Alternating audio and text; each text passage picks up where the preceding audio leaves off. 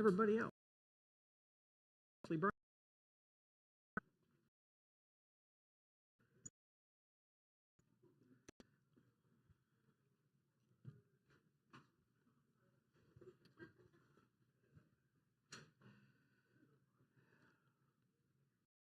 Fine job, Brother Mike. He's the only one I call brother. I don't know why. Well, how many of you have ever been in a car accident in your life? Everybody, right? We've all been in car accidents. And you know, when the officer arrived, what happened? What happened? And over the years, people have given police officers different answers, some of which don't make a lot of sense. Like one person said, well, the other guy was all over the road. I had to swerve a number of times. Not exactly what it meant, I don't think. An invisible car struck my car and vanished. A woman struck me from behind, then she went to rest in a ditch with just her rear end showing. I was on my way to the doctor with rear end trouble. The universal joint gave way, causing me to have an accident. One guy said, I had been driving 40 years when I fell asleep at the wheel and had an accident. Well, no wonder if he'd been driving for 40 years. The pedestrian had no idea which way to go, so I for him. I thought my window was down, but I found out it was up when I put my head through it. Former highway patrolman, I don't know if you're saying, I didn't think the speed limit applied after midnight. What caused this wreck was a little guy in a small car with a big mouth. That's what somebody said.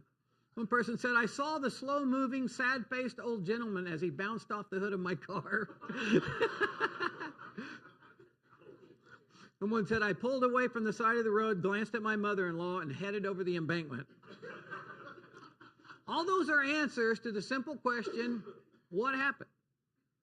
Well, I'm really glad you're here today as we're in part 4 of our 6-week series. Our focus today is on, and one of the chief purposes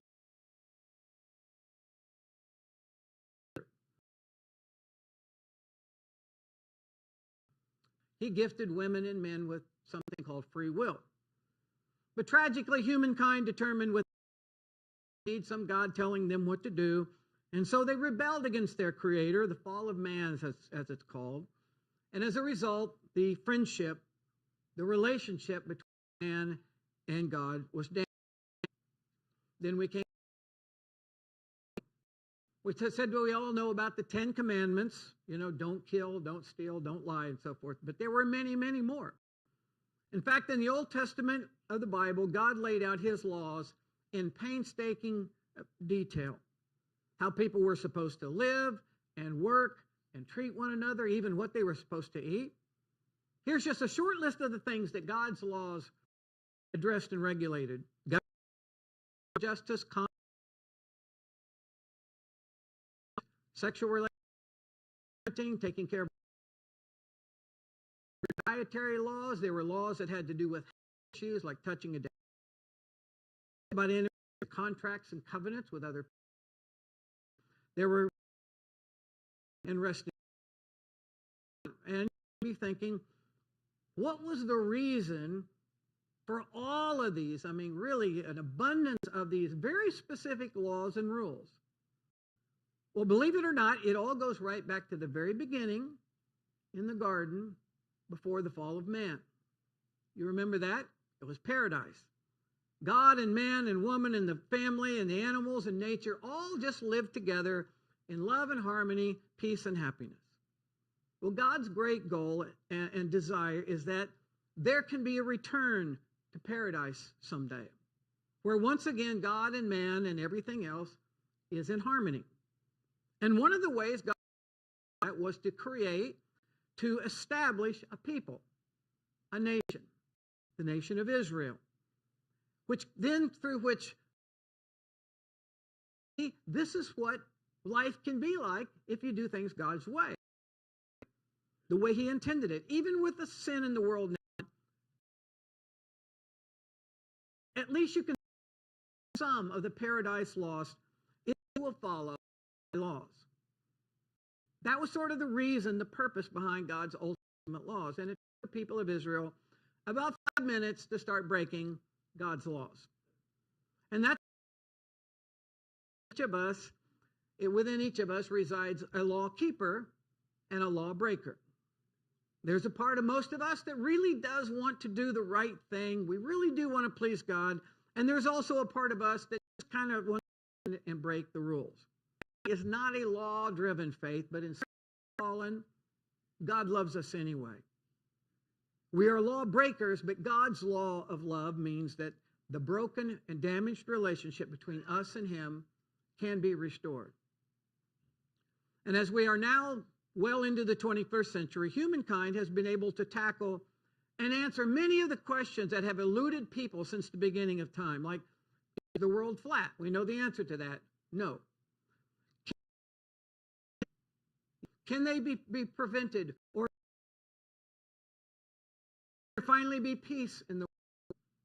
I think the answer to that. All of the amazing scientific,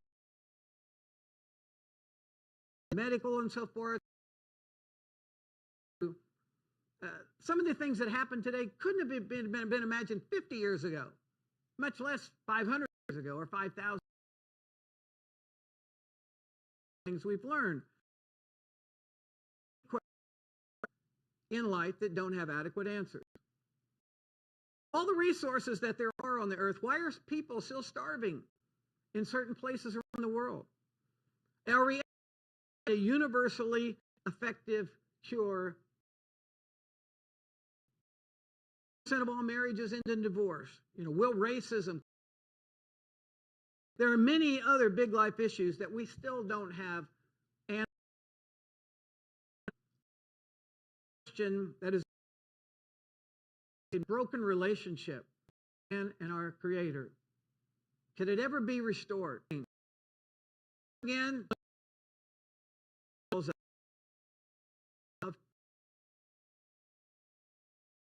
people have had an awareness that there is a force, or there is a God that made all this. The stars, the universe, the beauty, the abundant resources of nature, men, women, children.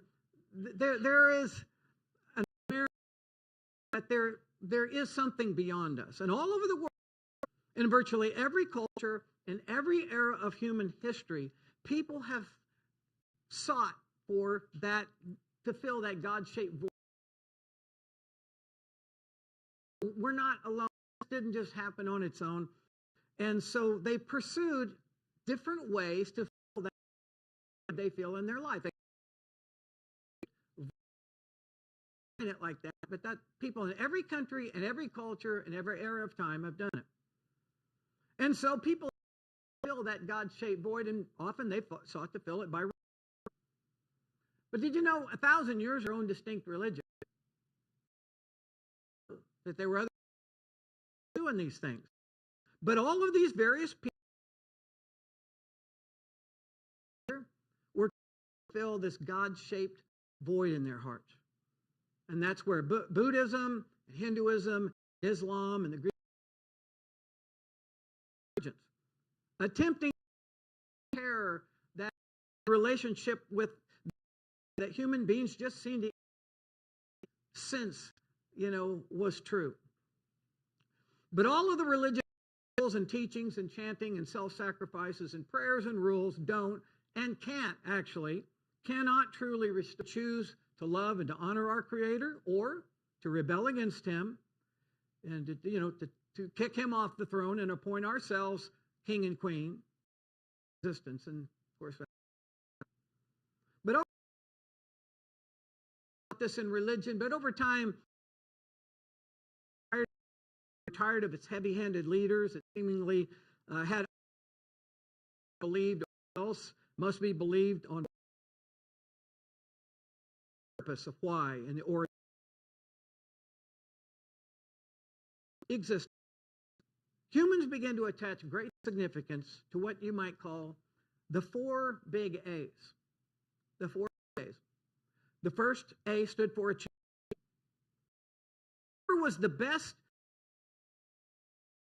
they were a great warrior, or they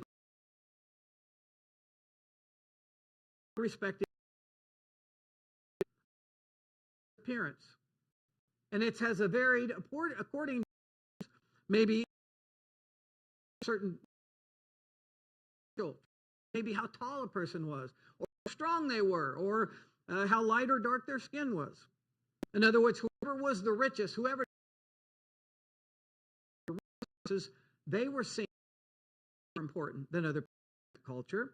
And the fourth A has to do with applause. Whoever was popular, the most respected, that I thought it would. And yet today, probably the majority of people around the world still pursue these four things in their quest to somehow fill empty hearts, God-shaped void or vacuum in their souls.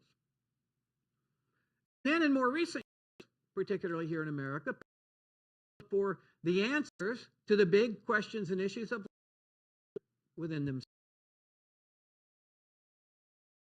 There was the self-improvement movement. There's consumerism. There's humanism. And yeah, that hasn't worked out so well. That hasn't been that satisfying for a lot of people either.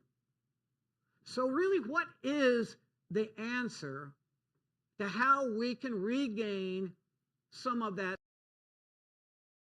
God and man and woman and families and animals?